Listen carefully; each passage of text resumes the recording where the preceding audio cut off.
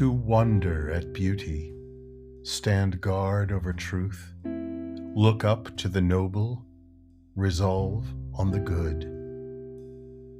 This leadeth us truly to purpose in living, to right in our doing, to peace in our feeling, to light in our thinking, and teaches us trust in the workings of the Creator, in all that there is, in the widths of the world, in the depths of the soul. Rudolf Steiner. Welcome to the Lost Traveler Podcast. I'm your host, Henry Cameron Allen. And this is an ongoing series in honor of Indigenous Peoples Month, which was November. But we're going to be continuing it into December, which is very exciting because the incredible guests that we've had have been sort of elevating our conversations on universal life skills in a way that I didn't anticipate. And I'm really happy that my co-host, Chief Midegah of the Pembina Chippewa, is here and is co-hosting again for this series. Welcome. It's good to see you and hear you again. Always a pleasure, always a pleasure. And I'm super excited to welcome our guest tonight, who's Sarah Kupke, who I met back in 2018. At the time, she was the head of the Sindelfingen campus of the International School of Stuttgart, which was a tremendously unique experience in my life to see a different methodology to educating young adults and viewing the world. And along the journey, along the path, Sarah became just a real close dear friend. She even somehow got my grandmother to give her the most beautiful solid bone deer necklace that she's wearing tonight. Thank you, Sarah, for being here. Yeah, thank you very, very much for inviting me. I'm honored to be here. Having listened to your other 3 podcasts in the series, I am very touched to have been invited. Thank you. Well, it's a pleasure to meet you again and have you here. And let's start with sharing a little bit about your background, how you found yourself where you are. You were born in England, is that right? Yes, I was born in England in 1960 to parents who were traveling around a lot. Not quite as much as you, Henry, or not far afield as you as a child, but certainly very often. I think I'd moved about 23 times before I came to live in Sindelfingen, and bearing in mind that that was at the age of 30, it shows that I moved a lot, but very often within the British Isles. I spent 3 years, however, in the Rhineland of Germany, in the late 60s, early 70s with my family, and then went back to Great Britain to boarding school, because at that time there was no continuity in the, with changing schools all the time. So had that extraordinary experience of boarding, which I think again is something which Midegah and I, have talked about, and the pros and cons of boarding school situations. And I think during my childhood, which was very blessed, I've just been talking to my younger brother this evening, by the fact that we both felt, that we had parents who were not perfect in every way, but by golly, we knew we were loved. And I think that's probably something that has influenced me all the way through my life, is knowing that I was loved by my parents. And I think in many ways it's been advice that I've given parents that I've worked with of children in school all the way through, that we can go through thick and thin, we can go through all sorts of difficulties, but if we have that solid basis of knowing that we're loved by our parents, it's an extraordinary gift in life. Truly.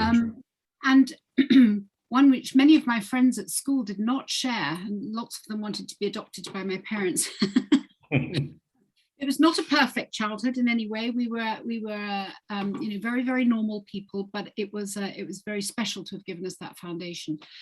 During my childhood, I observed a lot, I saw a lot, I wondered a lot, I explored, and had the great fortune of being able to develop my imagination. And when I went on to study after school, I was really torn between whether I wanted to go into education or whether I wanted to go into the theatre. And so I had the joy of being able to do both. I I was able to study education as one part of my degree and theatre as the other part. It wasn't theatre and education, but it was these two, two rungs at the, then it was at the University of London, which was part of the Roehampton Institute in London. And followed these two paths and ended up going into education, not by mistake, as many of my colleagues I hear, suddenly found that they had a love of working with children, but really quite consciously and intentionally going into education. So I was at the Froebel College, which was named after Friedrich Froebel, who was an educator 300 years ago in Germany, working with young children. He coined the phrase kindergarten and would work with the children in the garden, and they would grow things and they would dig the earth and they would get dirty and they would discover and they would find out and they would explore. And he created a set of wooden games for them to play, so that they were structured games that allowed the children to develop their ideas and to develop their thinking. And so I was very excited in the 1970s and 80s, thinking about the whole idea of, at that time we talked about discovery learning. These days we talk about inquiry-based learning, perhaps. Right. And I was also interested in the idea of perhaps pursuing theatre, but I went into the world of education. And I rather flippantly perhaps talk about in 1990, after I had actually done a tour of Italy with a theatre company for 4 months, and I came back to Britain, and I was working at the University of London as a lecturer at the university teaching pedagogy, teaching education. And I rather flippantly say that London was too small for Margaret Thatcher and me. But there's a grain of truth in it. I was deeply disturbed by what was happening to the education system at that time, and seeing what was happening to teachers and heads of schools, and decided to leave the country for a couple of years, hoped that she was popped off her pedestal and that we got some other politics in there, and said, I'll come back when they've sorted it out. And I suppose the rest of the story is they didn't sort it out. And so I stayed on in Germany. I had the great joy of meeting my husband, Joachim Kupke, who's a photorealistic painter, and has earned his income all the way through his life through the vocation of artwork. He's also a musician and writes his own songs and plays with a band that he's now played with for over 40 years. And Midegah came to one of the concerts, and it was unfortunately the last 2 years have been a little bit tricky from that point of view with the COVID, but stayed on and had the joy of being able to work at the International School of Stuttgart for a few years. I then went off and did some other things, including 3.5 years of working at a Waldorf school, a Rudolf Steiner school. The Rudolf Steiner schools come from the Stuttgart area, the first schools, and so that was a very different educational experience and quite an exciting opportunity to see a different way of working. And then to cut a long story short, I at some point was asked if I would be the founding head of a new international school. And so we started off in Karlsruhe, but this became the International School of Heidelberg, which was an extraordinarily exciting opportunity, but it was away from home. And so after about 4 years, I came back to Sindelfingen when the Sindelfingen campus of the International School of Stuttgart was founded, and had the very great privilege of being able to work with a team of people that grew over the years, and children who were pioneers in their enthusiasm for creating a learning environment which was something special and is something special. My successor has taken it over and is continuing to grow this lovely little garden of learning in a very beautiful way. So there we are. That's a quick sort of overview. I had the tremendous privilege of watching your husband, as well as you, do a reading when they had their concert, and the quality of his artistry is just astounding. And he actually has his own studio And some of the things that he does are just so remarkable that I know a little bit of that probably it influenced you and moved into the school as well. Something that stood out to me quite vividly when I first came into your campus, your school, is that the level of creativity was it was a sensory explosion.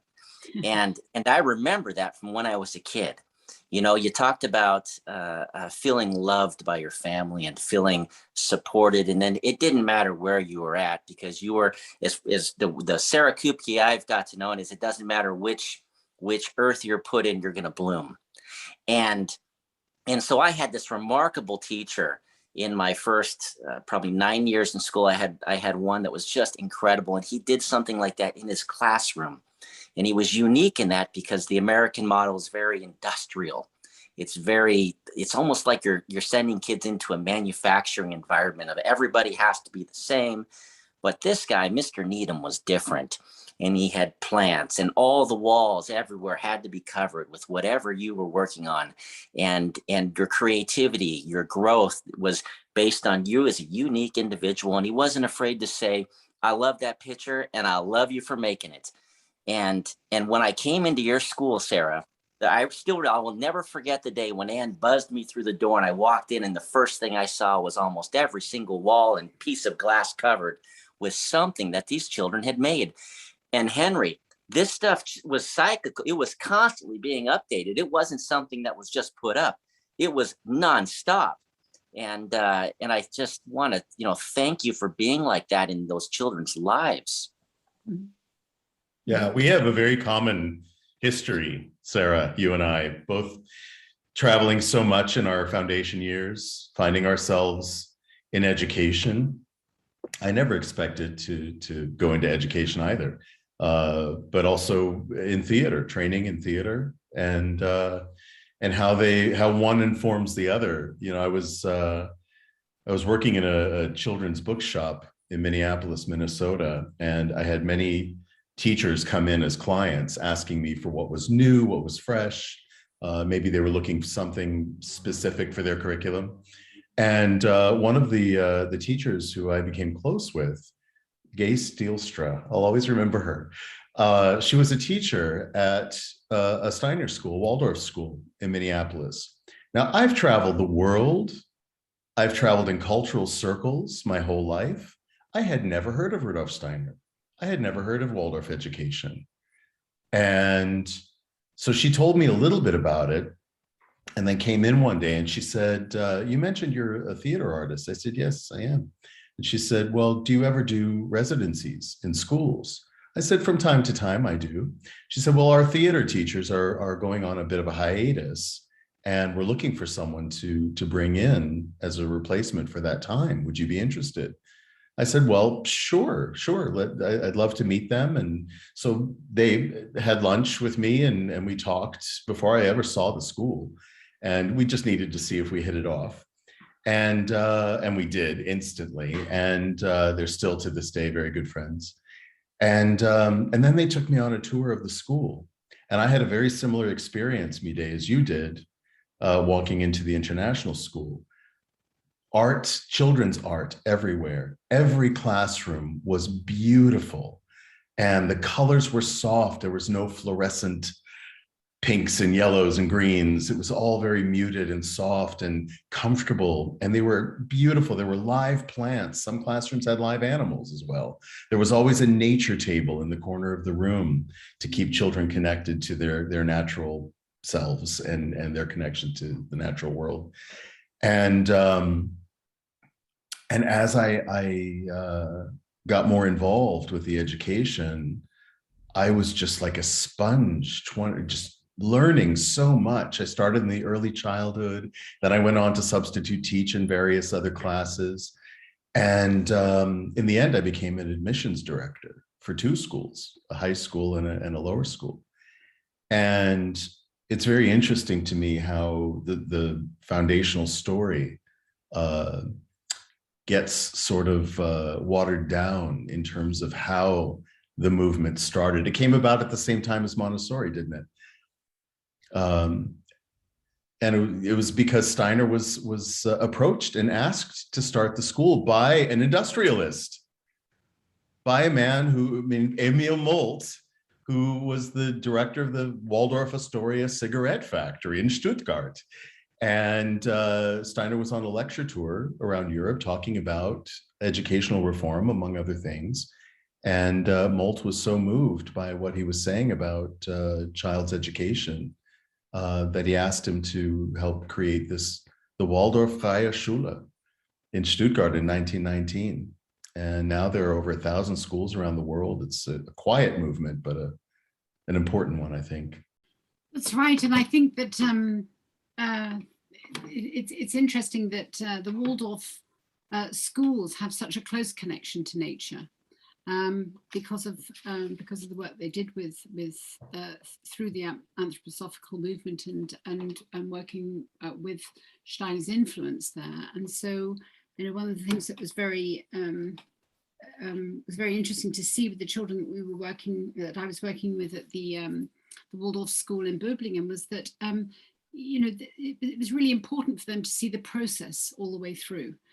So, for example, you didn't just tell children how bread was made. You planted the grain, you tilled the ground, you planted the grain, you nurtured the plants.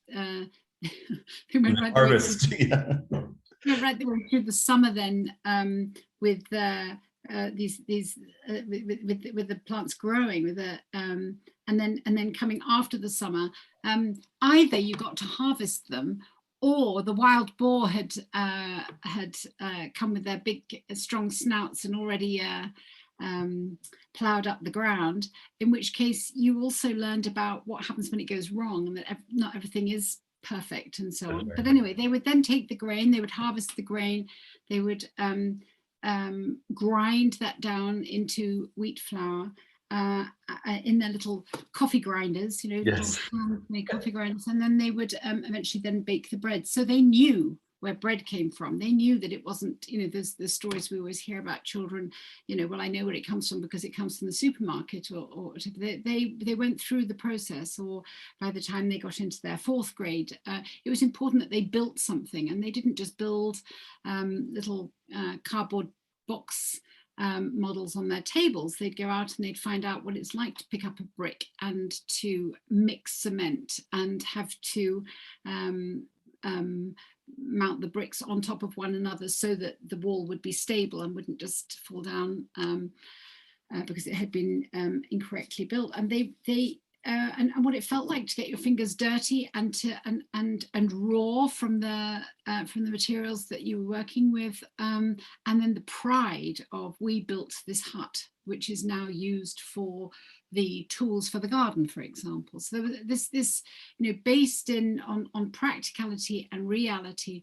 And then the other side, I think, of the Rudolf Steiner movement, which was quite interesting, was that he talked about institutions being very similar to people in the way that they grow and how they develop, and that this first 7 years, and this is, I know that Midegah will be nodding away like mad here with this number 7 coming up again, but the first 7 years of an institution are formative, and the seeds you grow, you sow at that time, are what grow in the institution. And I've, having been a founding head of a couple of schools now, plus the Steiner School was only 4 years old when I joined it as well, we were very conscious of wanting to lay our foundations in order to be able to, our institution to grow just as a child grows. So we were just having this conversation today about foundations of houses, whether it's in relationships, whether it's in institutions, right? Or whether it's a structural building. It's all about the foundation. It's all about having as strong a foundation as possible. If you start with a shaky foundation, that house is doomed to collapse in on itself at some point. You can go in and reinforce it and rebuild it and all that, which is very costly, uses a lot of time and resources, right? And so if we're looking at the education of children from the foundation years to build as strong a foundation in self-awareness and their connection to the rest of the world, cause and effect, right? Science begins in pre-K with making bread and carving, wood and hammering and architecture and all of that.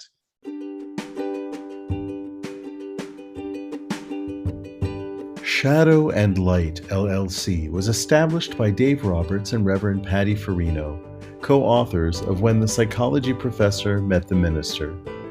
Their mission is to empower individuals to transcend life challenges by integrating spiritual practices with psychology to achieve peace. They are available for individualized spiritual counseling, virtual or in-person presentations and workshops to universities, organizations, and other interested groups, virtual or in-person book club meetings. For further information, go to psychologyprofessorandminister.com. Midegah, talk a little bit about the importance of education in your development.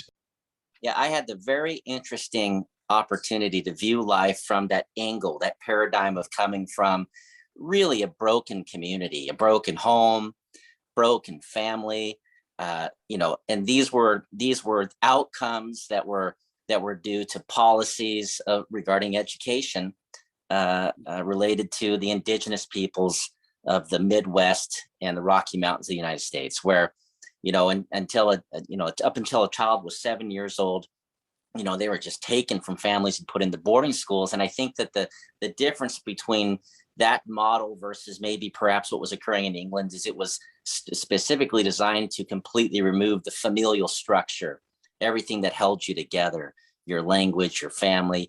And so I was the first generation that was able to kind of walk into a regular school. These things didn't end to the 70s. I could go into a regular school and participate, but it didn't remove what I had to go home to every day.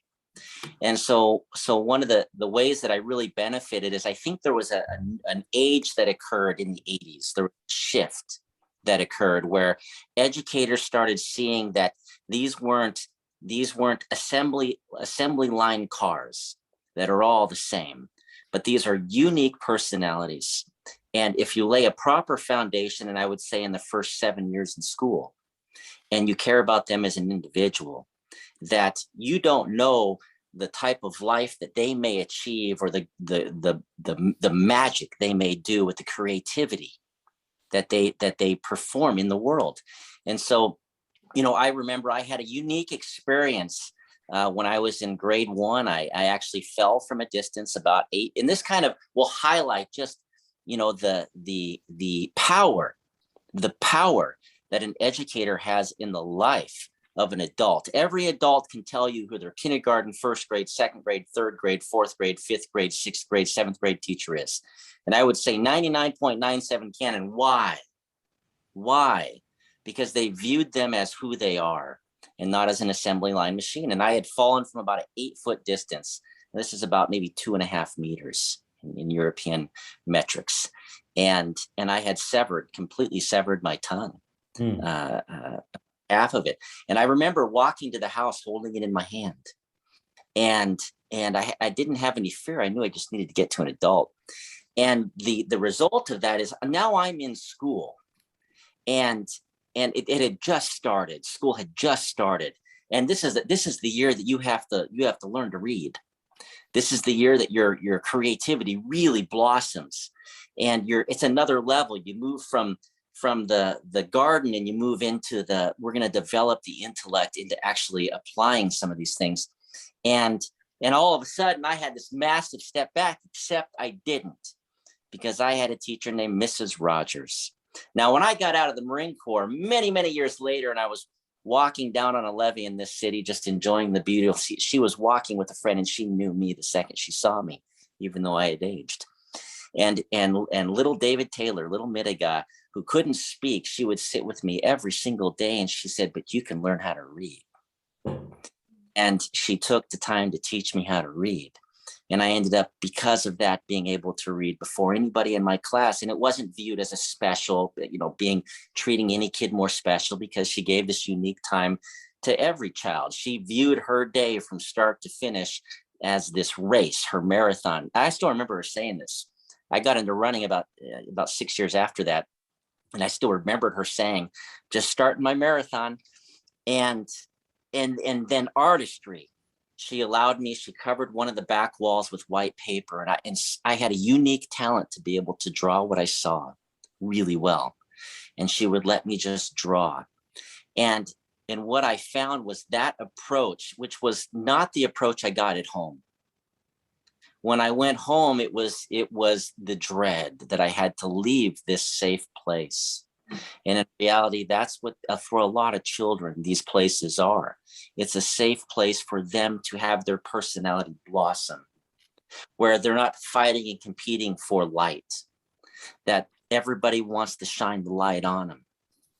And so when I left grade 1, I actually I had read every single book I had won the school's reading club contest. I had read over 300 books.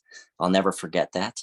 And I had incredible artistry. But then I moved into second grade, grade 2, and I had Mrs. Nedrow and Mrs. Schur.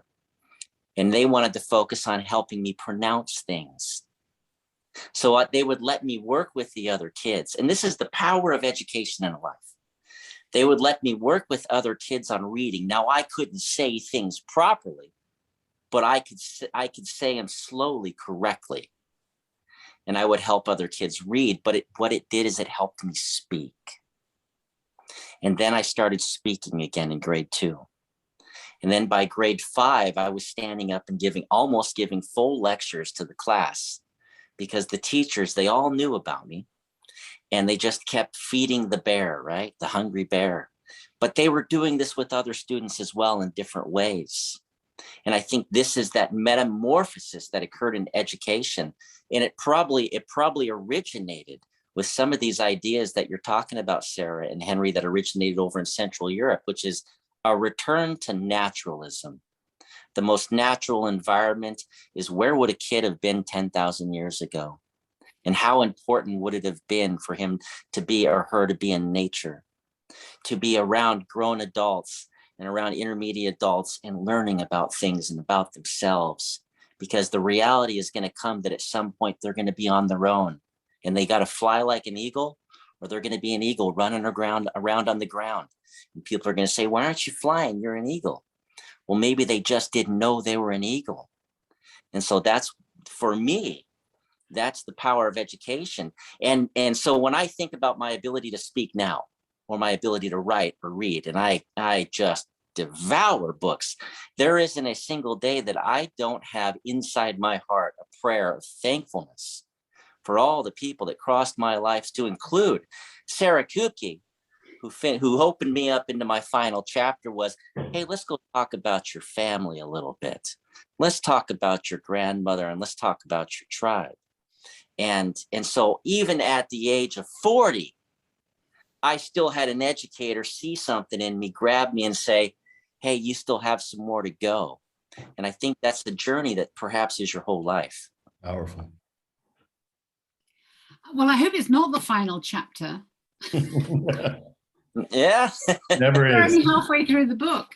But I do think, yeah, we're talking about stories here, and we're talking about language, and empowering you to be able to go from being a child with a huge challenge there that actually has turned into being your strength. You've gone from being silenced by an accident, as it were, to developing that into the world of language. And you know, I'm very, very interested in this whole business of story. What is our story? You know, and that's the story told, as it were. And at the moment, we're going through the story that's unfolding, so that we're able to sort of look at the future of what's our imagined story, right? And that's, for me, where we are in education, you know, what we need to be doing in nurturing everybody in education. And that's not the children alone, it's everybody that works in schools. Parents as well. And the parents as well. And that whole sense of community. But one of the things that in international school education is quite challenging, and I know that, again, Midegah, this is something that you will relate to very deeply because of what has happened to your people, is what happens when your own language is forbidden. And it's not about having an accident in your tongue not being able to work for a while, but it's because your own personal voice and language has been silenced. And I don't know, I'd love to just try this. I'd love to read from a very favorite book of mine by an amazing man called John O'Donoghue, that you may or may not know.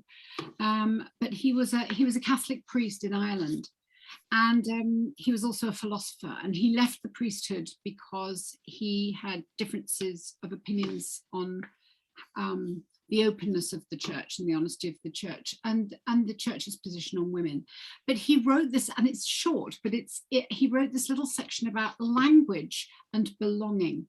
And this hugely influenced the way that we developed the Sindelfingen campus from a school that moved into a dual language learning environment, with English and German being valued alongside one another, because we felt that the English language was somewhat imperialistic in its nature, in that it became the language, and is the language in many international schools, of instruction, sometimes at the cost of other languages. Yes. And what came out of it, because of the people I was working with, and because they're just extraordinary educators who are searching for the imagined story while they're working through their unfolding stories, was that we developed and an amazing woman by the name of Ethne Gallagher, who influenced us in moving towards an interlingual learning environment, where if a child came in from Korea, we didn't say you need to learn English, and when you've got your English under your belt, then you'll be able to access the curriculum.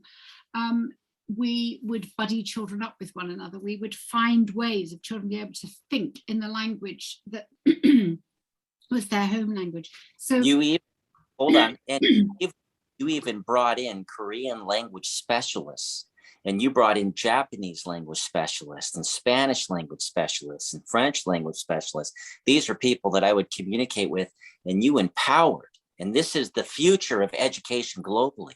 Empowering young people to be proud of who they are, and that the entire structure around them supports it and says, let's go ahead and just add some gifts to your bag. Mm-hmm. So let's go.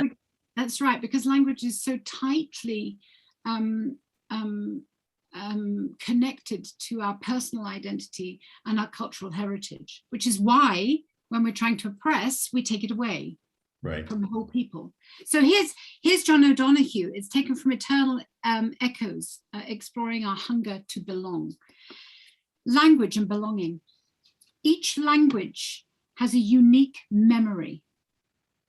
The thoughts, whispers, and voices of a people live in their language. Gradually, over time, all the words grow together to build a language. The sound of the wind, the chorus of the tides, the silence of stone, love whispers in the night, the swell of delight and the sorrow of the darkness all come to find their echoes in the language. As it fills out, the language becomes the echo mirror of the people and their landscape. No one knows the secret color and the unique sound of the soul of a people like their language. A language is a magical presence. It is utterly alive because we use it every minute to feel and think and talk. We rarely stop to notice how strange and exciting words are. It's like the air, we cannot live one moment without it, yet we rarely think of it. The most vital center of your life is your mind. Your world is moored to your mind. Now there is no power that awakens and opens the mind like language does. Words form our minds, and we can only see ourselves and the world through the lenses of words. As they age over centuries, words ripen with nuance and deeper levels of meaning. The memory of a people lives in the rich landscape of its language.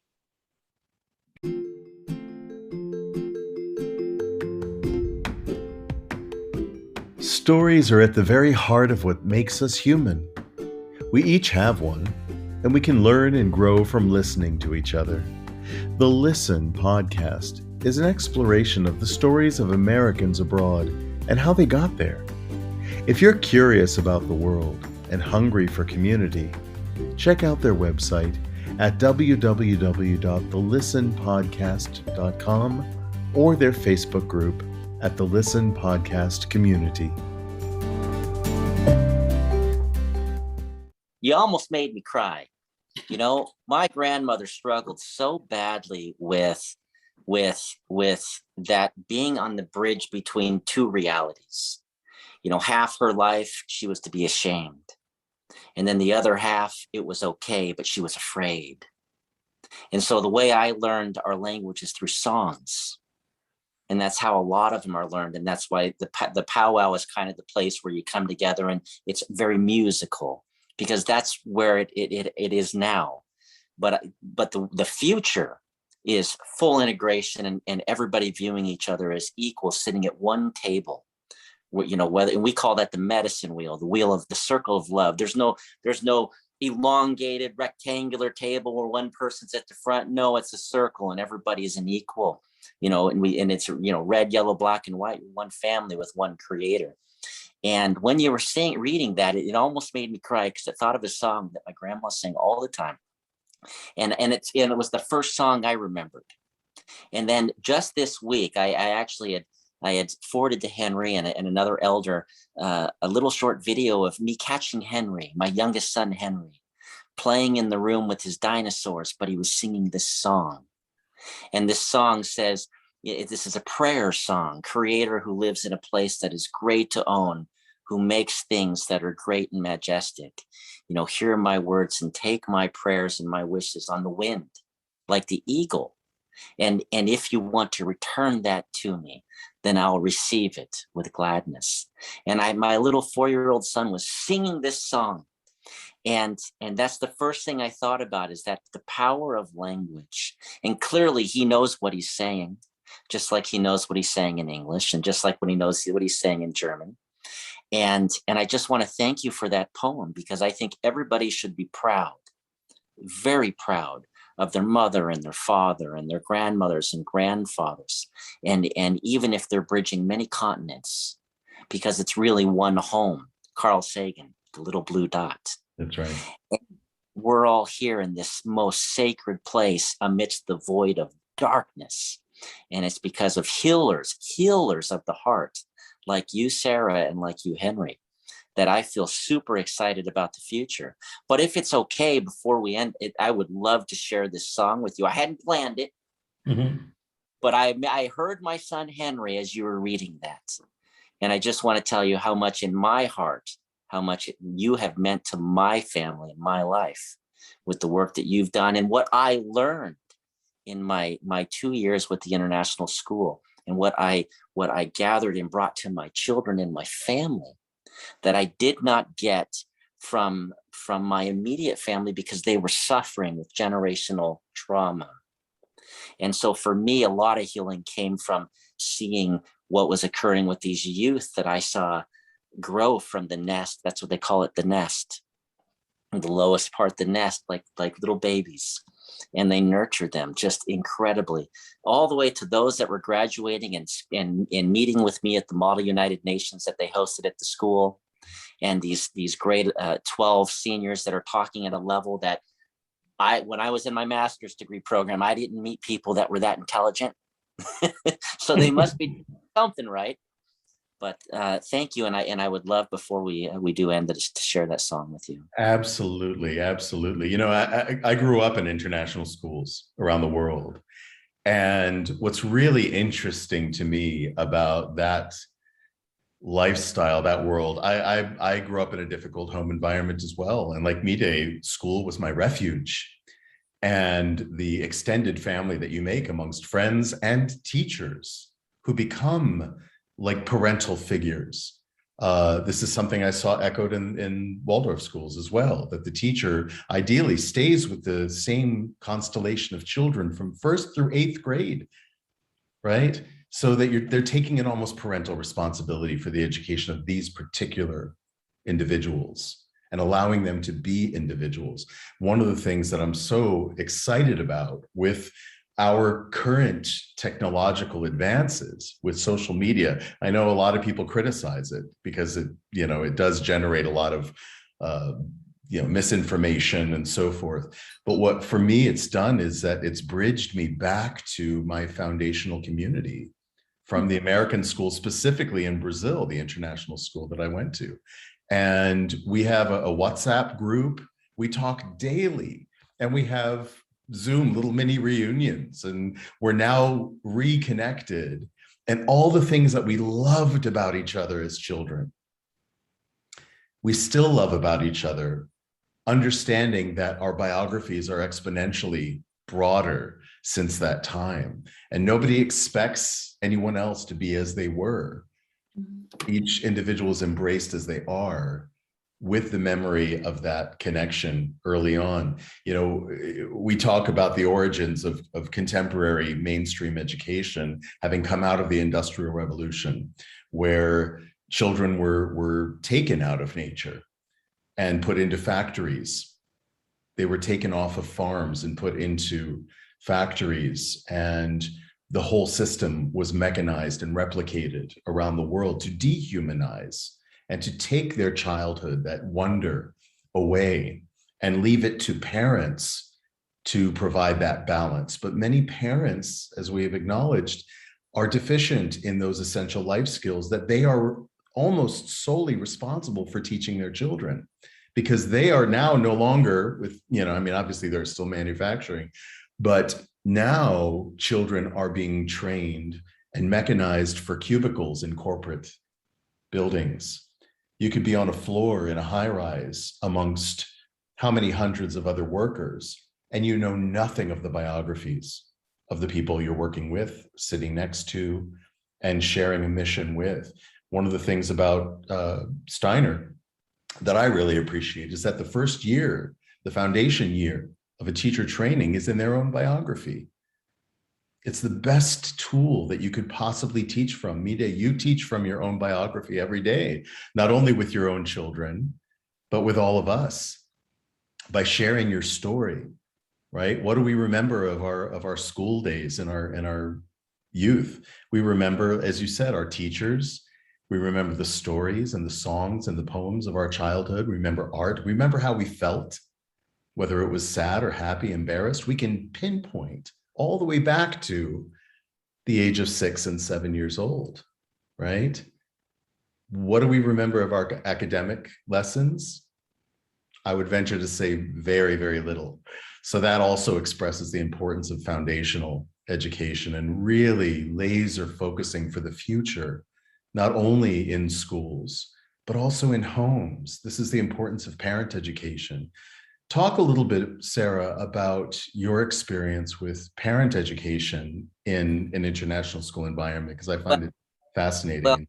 Well, I want to cut in here, because as a parent who was influenced by Sarah before she cut, my entire, and Henry, you've seen the pictures. My entire walls are covered with probably 60 or 70 amazing art, and we just added 3 more today. Like wallpaper. We have a little. Is literally wallpaper. And we have a little educational center where I have the art supplies, and I have the things that allows them to go and be creative. I learned that from the International School of Stuttgart. I learned that from Sarah Kupke and her amazing team of professionals, and how they were helping children grow in ways that I did as a kid, but at another level. And I provide that opportunity for my own children.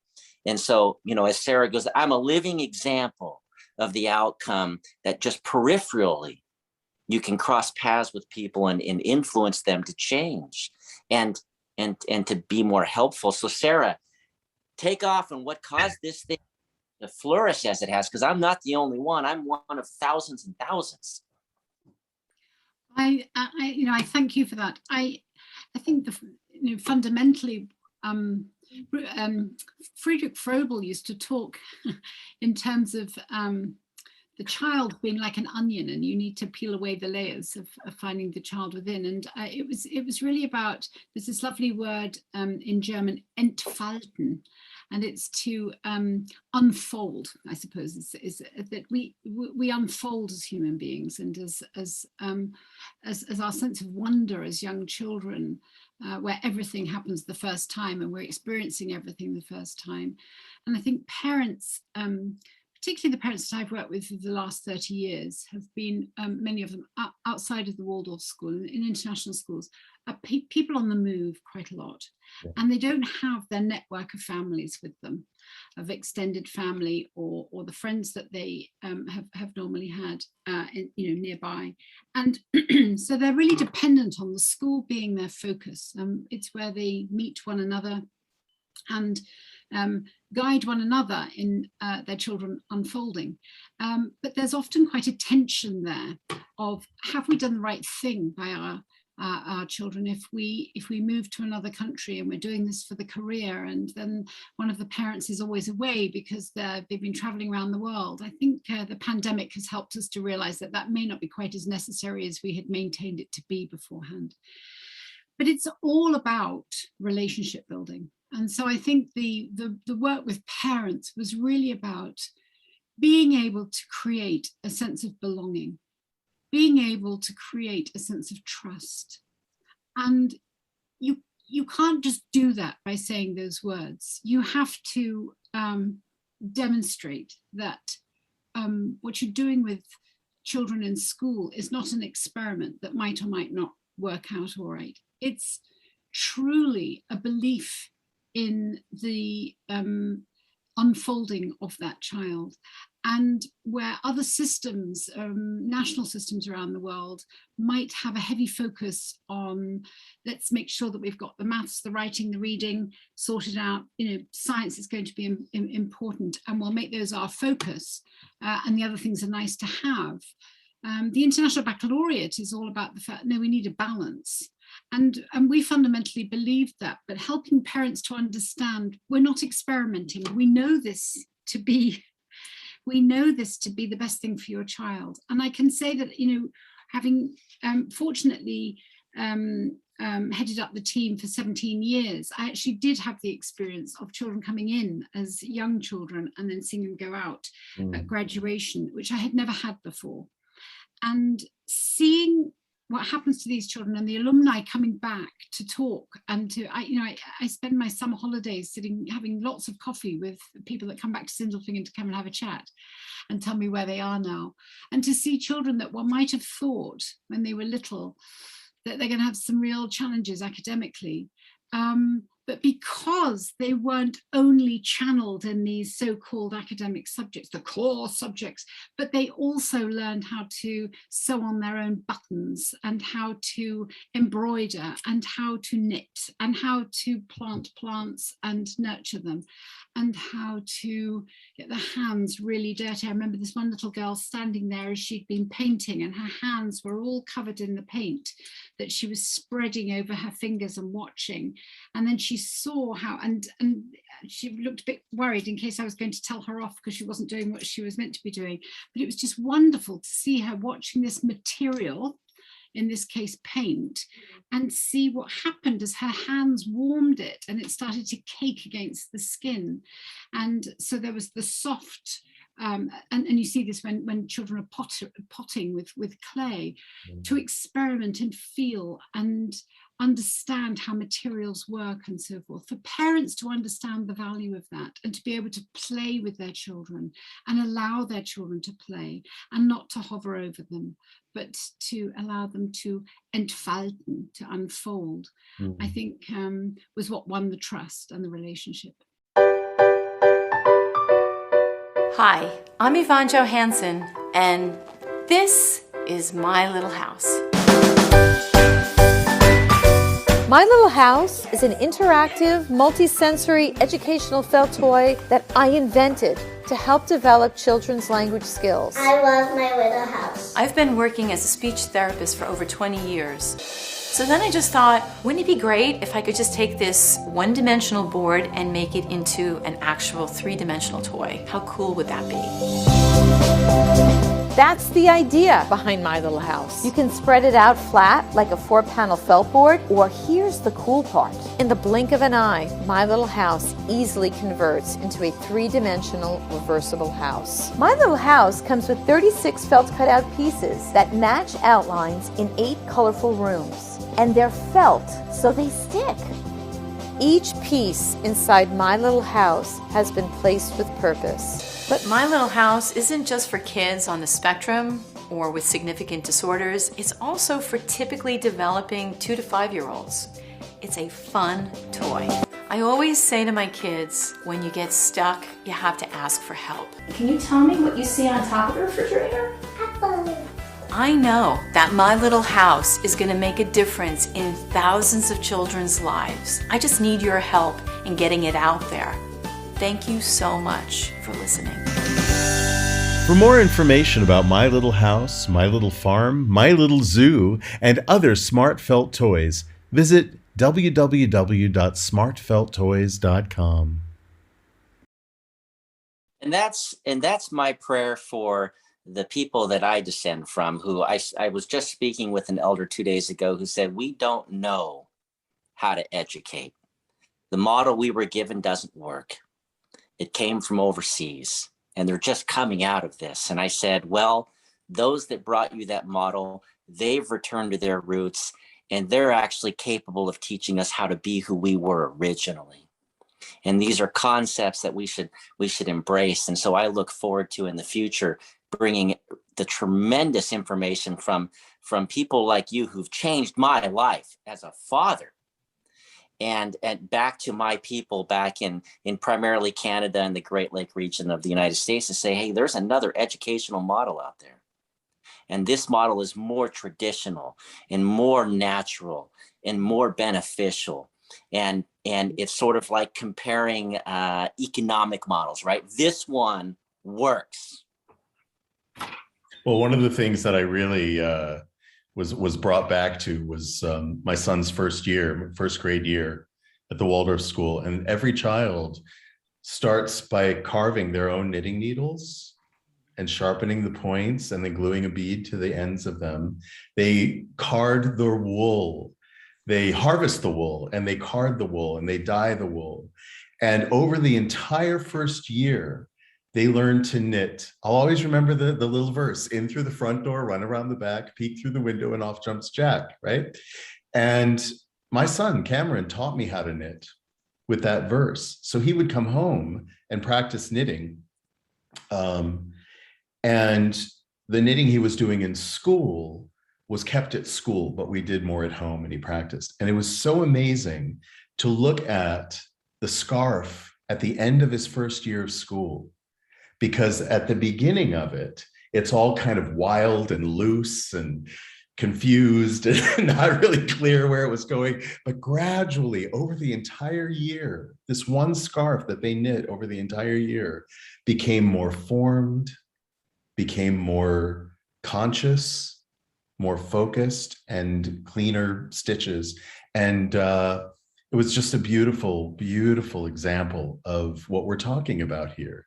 If you take the time and effort to allow a child to unfold, and if you see them, if you create art with them, whether it's textile art or whether it's drawing or painting, right? Even with music or theater, you're going to see their development, and you'll have a document of their development that they can look back and learn from, because it's theirs, it's their biography that then they can pass on to their children, or if they don't have children of their own, other children who are in their lives. It's really a beautiful gesture.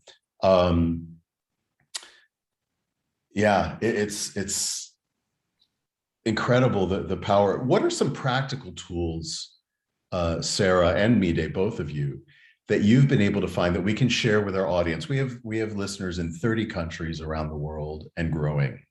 And so we understand that there are going to be different barriers that parents experience, whether it's cultural or whether it's a government institution of education that their children are in, and they feel, and I experience it in the States, parents feel very little control. So I guess what I would say, power of 15 minutes. You know, to a child who has a real short lifespan and a lot of experiences, 15, 30 minutes can be extraordinary amount of time. And I think even as an adult, we forget this until somebody says, hey, go sit in the chair and count to 300. That's just 5 minutes. And they just lose their mind. So be aware of the power of time. And then also be aware of the power of growth. What is it that your child really needs to do, wants to do, and can grow from? And I would say it's age specific, but I'd say for me, coming with the young boys in the early years, I would say it's encouraging creativity, just creativity. Give them the space to be creative. Involve yourself, but step back and see what they do and let them do it. Let them do it. And when they make a mistake and they spill the paint or they get it on their shirt, okay, pause and take a breath, okay? Take a breath, laugh about it, okay? You can replace a shirt. You can't replace a bad memory. So don't make something that can be positive, negative when it doesn't have to be. Beautiful. Sarah? Yeah, and I would say, you know, we know an awful lot about learning in between times, and I think it is about making connections. It's being able to connect our new knowledge, skills, and understandings with what we already have in our toolkit, and making sure that we really honor and value what's in that toolkit. When young children make observations that sound kind of cute, I think we need to be careful about not making it cute. I think we need to really respect what young children observe and see, because they then have the courage to make those connections with their next things. So, you know, knowledge is quickly learned. It's also quickly forgotten, but it's quickly learned. Skills take a lot of practice, and it's messy, and you have to get it wrong before you can get it right again and before you can improve upon it. And understanding takes a lot longer. There's a beautiful example of this when Glenn Gould was playing this concert pianist was playing the Goldberg variations, and on the CD that I was listening to, there was a recording of him playing the Goldberg variations, and then again, I think it was 25 years later, and this absolutely brilliant recital the 25 years beforehand, but that I would describe as being knowledge and skill based. And when you hear it again 25 years later, it's about understanding, because it's given depth. One of the things that Steiner used to talk about was having time to digest our learning.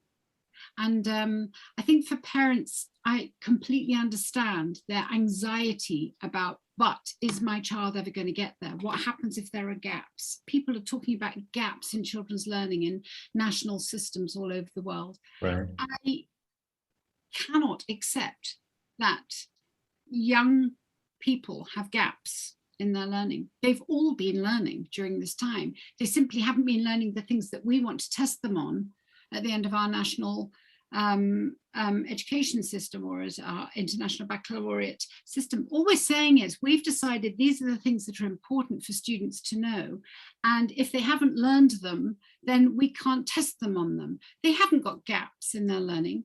They've been learning something different. That's right. And the thing about truth is that if it's true somewhere, it's true everywhere. The things that they're learning are important too. They need to make those connections. So I think for parents to be able to trust, and I know that's easily said, and you know, perhaps, but I must say that when we were a small new school, we had a lot of anxious parents worrying about whether we were experimenting with their children. In my current job, I spend a lot of time talking with heads of schools around the world, and there are a lot of anxious parents.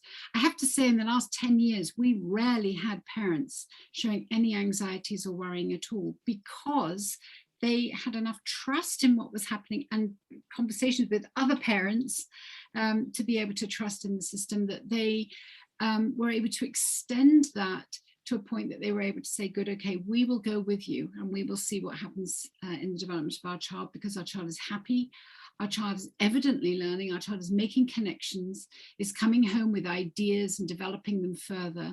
I don't think it's the content that is nearly as important as the big picture and the openness to exploring our curiosity.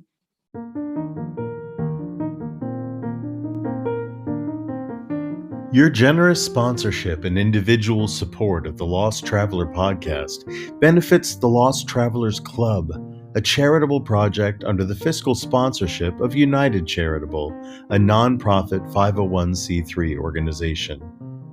The Lost Travelers Club focuses primarily on the needs of parents who have outlived their beloved children. We recently launched our new Brain Candy Project wing, providing art supplies to children still struggling with critical or terminal health-related conditions. We hope to raise enough funds to launch Brain Candy, an arts and literature magazine created by and for these young people. Find out more at www.braincandy.online. Thank you.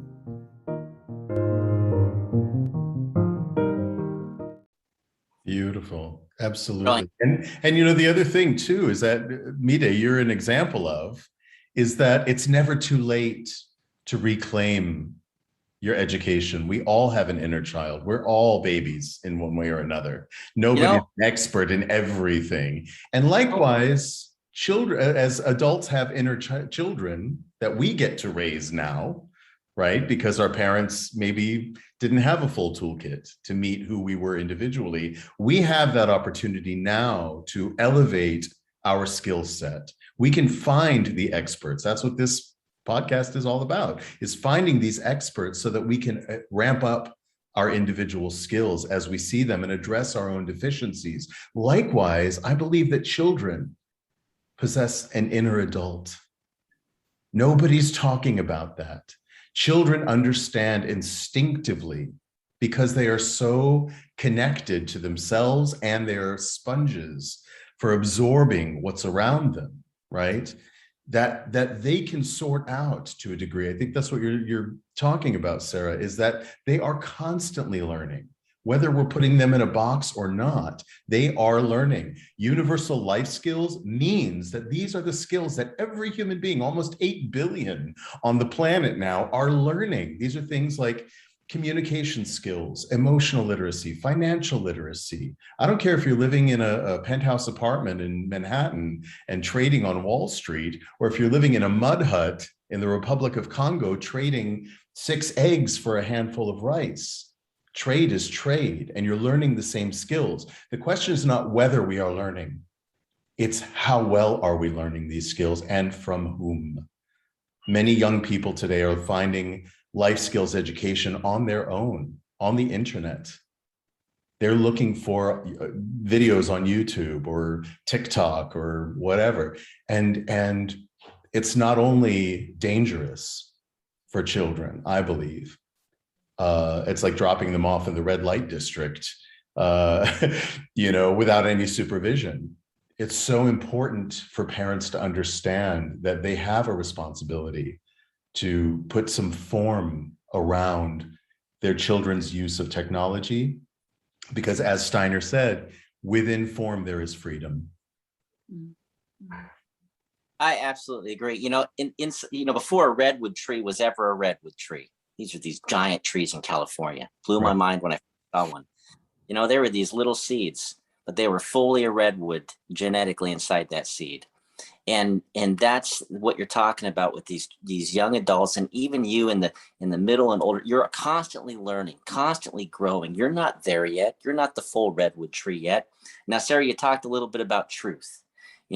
From what I learned from my grandmother, is that kindness is the power in peace, and the most powerful kindness is to speak the truth. Now, Henry, you talked about that inner child. Our 7 grandfather teachings, these were the teachings of our grandfathers from a long time ago that said, for you to be able to experience life in a harmonious way, then inwardly you need to grow in these areas. And you have to do it as a child. The messenger who gave it, he said, each one of us is a child. We must apply these teachings in our lives.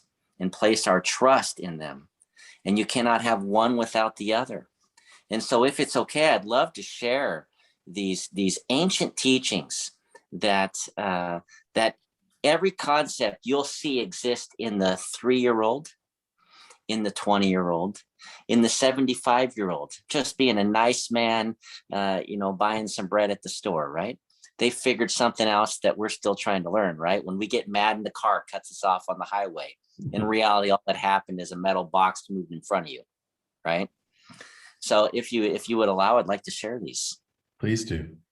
Okay, so love. Knowing love is to know peace. Our love must be unconditional. And when people are weak or flawed, we must love them the most. For one to love and accept themselves and others is to be at peace with themselves in harmony with all creation. Respect. Honor creation is to show respect. There is no part of creation that should be excluded from the honor we are to give. Give value to all people and all things. Be courteous, considerate, and appreciative. Bravery. Use your personal strengths to face difficulty, stand tall in adversity, and make positive choices, and have the courage in thinking and speaking, and be ceaselessly brave. I learned that from the International School of Stuttgart and Sarah Kupke. Truth. Have knowledge of your culture and act without regret in that regard. Understand, speak, and feel truth, and to honor its power. We know who we are in our heart. Our emotional, physical, mental, and spiritual gifts guide us in our journey for truth. Honesty. Facing a situation and being brave and having the courage to do the right thing and say it allows truth to be our guide. Be honest with yourself first and then with others. Walk with integrity. Humility. To know you are a part of a big creation. You're not alone. There are others in this journey with you. And to see yourself as equal to others, even children or elderly. You are no better or worse, so have compassion, calmness, meekness, gentleness, and patience. Wisdom. Mixing all these teachings with experiences in life is wisdom. We are asked to be used for good. So use intelligence, knowledge, and separate these inner qualities and relationships so you can have good sense and a positive attitude. And wisdom comes in all shapes, sizes, forms, and ages. Even my 4-year-old teaches me wisdom. And then you'll find true kindness. And that's when you can deal equally because of this experience and this wisdom with the widow, beggar, and orphan as you do with your spouse, brother, and children. And these are these 7 teachings that we say will help us to educate others in this world. But what I also learned from the International School of Stuttgart and with Sarah Kupke as a human being is that we're not the only ones that carry this magical message of unity. And so I just wanted to say once again, thank you for impacting and changing my life, Sarah, and continuing to do so. And I know you're doing it for many other people, as well as you, Henry. Well, now you're doing it for people in 30 countries. And thank you for that. I'll put a link to the Pembina Chippewa website in the description, listeners, and there will be a list of the 7 grandfather teachings. Sarah, before we wrap up, first of all, thank you for being here and sharing your wisdom and your heart, because it is so, I feel it even through the machine. And I hope we have many future conversations like this. There was something that you were going to share with us that I'd like to invite you to bring. Let me say thank you very much to you, both of you. Yes, certainly our conversations will continue, Henry, and we just may not record the ones in future, but it was an absolute honor to have been part of this conversation. I thank you. Yeah, if you have time for this, then this is a piece of prose which is written by a Franciscan monk. His name is Richard Rohr. He's an American, and he's talking about being on the edge of the inside. And I think this is what we've all been talking about in embracing life in a way that is not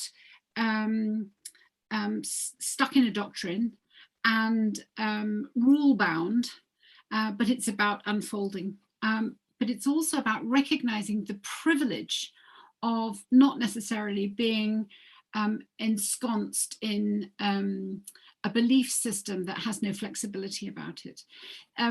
So for what it's worth, I'd love to just read this because it's a beautiful piece of writing, and it's from a piece that he called "On the Edge of the Inside, the Prophetic Position," Richard Raw. The edge of things is a liminal space, a very sacred place where guardian angels are especially available and needed. The edge is a holy place, or as the Celts called it, a thin place. And you have to be taught how to live there. To take your position on the spiritual edge of things is to learn how to move safely in and out, back and forth, across and return. The position on the edge of things is not a rebellious or an antisocial one. When you live on the edge of the inside of anything with respect and honor, you're in a very auspicious and advantageous position. You're free from its central seductions, but are also free to hear its core message in a very new and creative way. When you're at the center of something, you usually confuse the essentials with the non-essentials and get tied down by the trivia, loyalty tests, and security.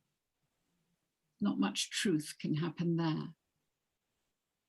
But if you're both inside and outside, you are an ultimate threat, a possible reformer, and a lasting invitation to a much larger world. And I read that to our 10th graders at their graduation ceremony in June. And I believe we are people who are living on the edge edge of the inside, and it's a privileged position to be in. And I thank you very, very much for having the opportunity to talk today. Oh, it's wonderful. And that was absolutely a perfect passage to read. My theater company is called the Luminos Project for that reason. That's exactly what we're about. So listeners, I will put a link to that as well in the description. So Midegah, close us out, co-host, with something special. Like these words into the sky like the eagle, and through all of creation, in the earth, outside of the earth, we're all bound, we're all connected. So this is me and my little boy's song, who's standing here right here with me right now. Aya gichida we, aya gichida, aya gichida we, aya gichida, bushke agin, Yahweh ya, Yahweh ya, bushke agin. Aya gichida we, aya gichida, aya gichida we, aya gichida, bushke agin, Yahweh ya, Yahweh ya, bushke agin. Miigwech, thank you. Miigwech, Midegah, and Miigwech, Sarah, as well. Thank you, everyone, for listening in. Go back if you haven't already and check out, this is an ongoing series. Check in whatever platform that you prefer, and we'll see you next week. Thank you again.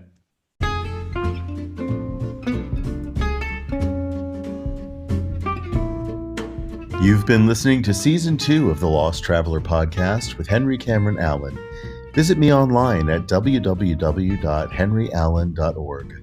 Thank you to my guests, and thank you for tuning in. Let's keep striving for a better world together.